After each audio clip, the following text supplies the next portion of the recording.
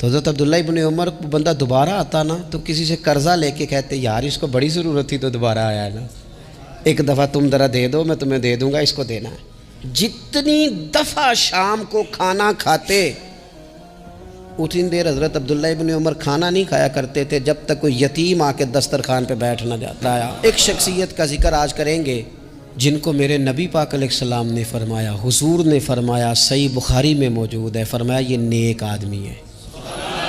اور یار جسے رسول کریم کہیں بندہ نیک ہے، رجل صالح، حضور نے فرمایا نیک آدمی ہے، جو بالغ نہیں ہوئے تھے اور اس سے پہلے ہی کلمہ پڑھ لیا تھا، جو حج کے مسائل سب سے زیادہ جانتے تھے، جنہوں نے 60 سال مکے اور مدینے میں فتویٰ دیا، صحابہ ان سے فتویٰ لینے آتے تھے، جو بدر کی جنگ میں بھی گئے، احد میں بھی گئے، پر محبوب نے فرمایا عمر تھوڑی ہے ابھی واپس جائیے۔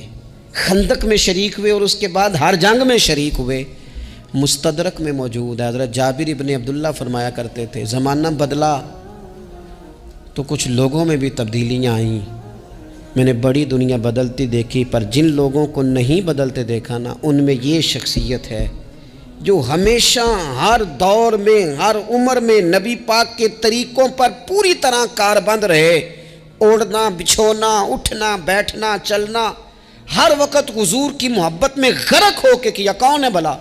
حضرت عمر کے بیٹے سیدنا عبداللہ ابن عمر رضی اللہ تعالی عنہ، ابھی بالغ نہیں ہوئے تھے، مسلمان ہو گئے، اور زندگی ساری مصلی سے لگ کے گزاری، عبادت کی، ریاضت کی، تقوی، جد و جہد، معاملہ فہمی، جہاد۔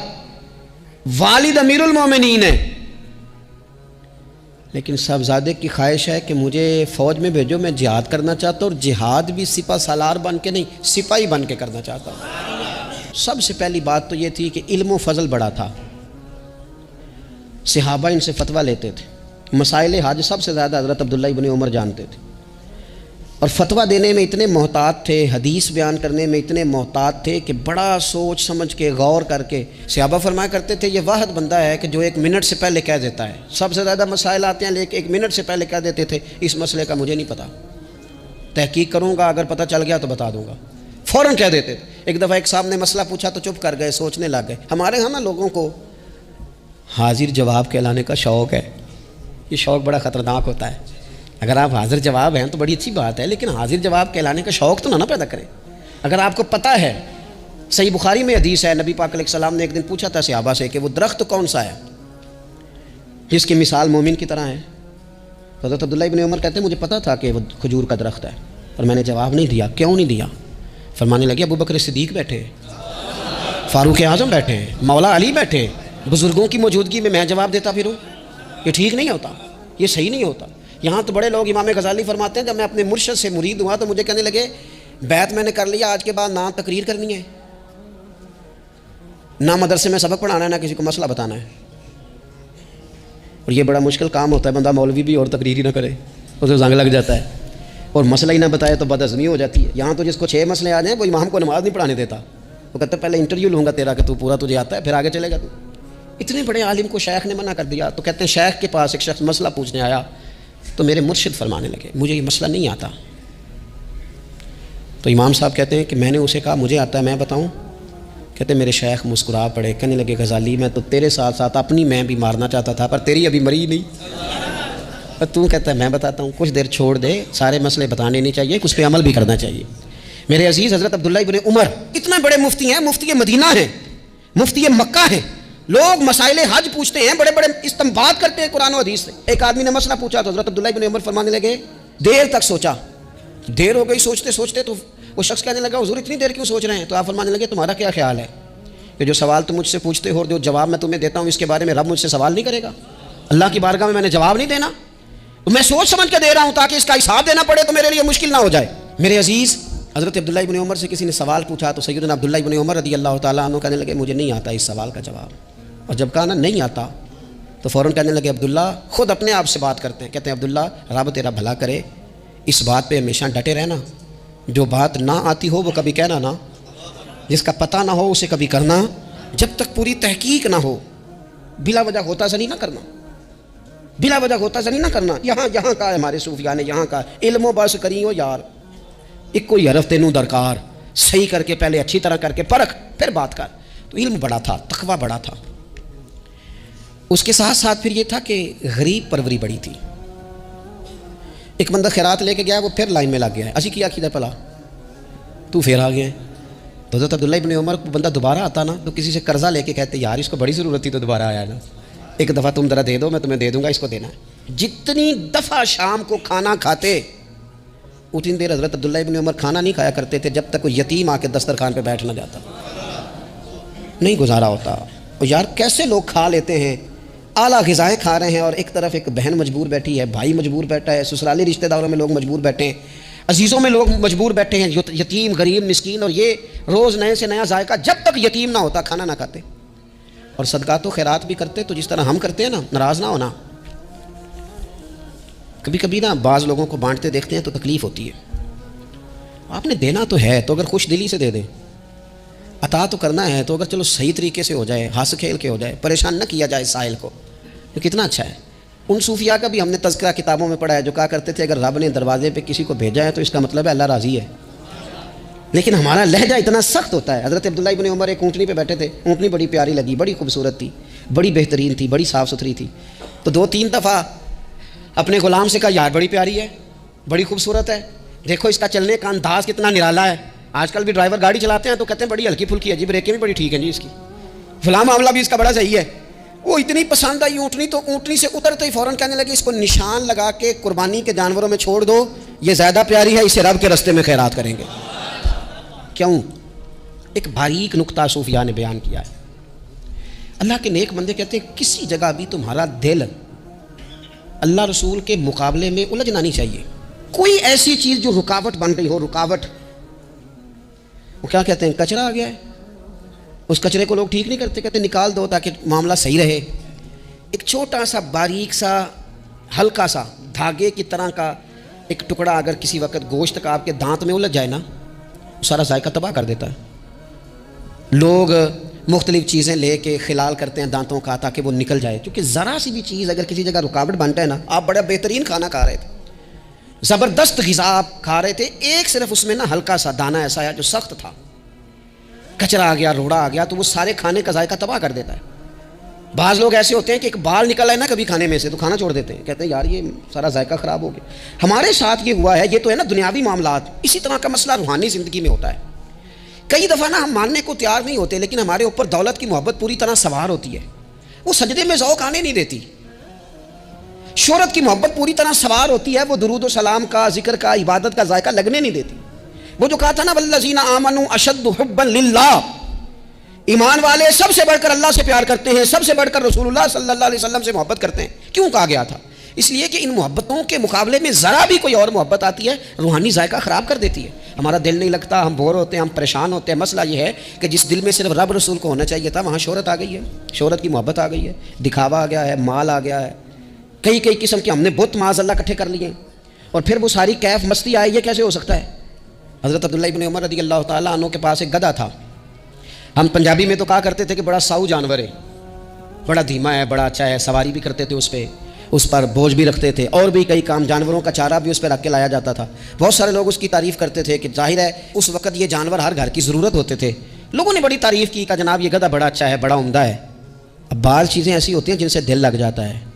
کچھ نوجوانوں نے گھروں میں بلی رکھی ہوتی ہے, گھوڑا رکھا ہوتا ہے, جانور رکھے ہوتے ہیں, ان کی پوری توجہ انہماک. ہم دیکھتے تھے دیہاتوں میں کہ بزرگ اگر کہیں چلے جاتے تھے سفر پہ تو وہاں سے بھی پیغام بھیجتے تھے کہ گائے کو چارہ ڈالا کہ نہیں, بھینس کو نکالا کہ نہیں, تم نے باڑے سے دھوپ چھاؤں کا خیال کیا کہ نہیں. وہ چیز ذہن میں آ جاتی تھی. حضرت عبداللہ ابن عمر رضی اللہ تعالیٰ عنہ, وہ گدھا جو کہ بڑا پیارا تھا, بڑا اچھا جانور تھا اور بڑے کام کرتا تھا, بہت سارے معاملات گھر کے اور کھیتی باڑی کے اس کے ذمے تھے. تو گھر والے بھی کہتے کہ اس جانور کی وجہ سے بڑی خیر ہے, بڑے کام ہو جاتے ہیں, آپ کا بھی خیال تھا.